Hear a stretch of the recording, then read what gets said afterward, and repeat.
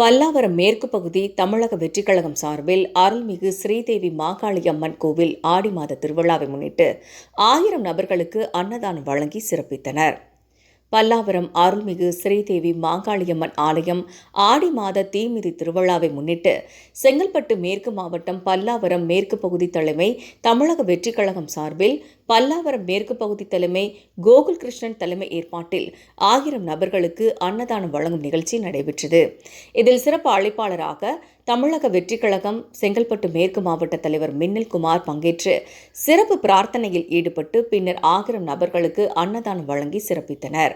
உடன் நிகழ்ச்சியில் பல்லாவரம் மேற்கு பகுதி தலைமை பிரசாந்த், மாவட்ட பொருளாளர் விஜய் தியாகு, மாவட்ட வழக்கறிஞர் பிரிவு பூவேந்தன், மாவட்ட வழக்கறிஞர் பிரிவு ராஜ்குமார், குரோம்பேட்டை பகுதி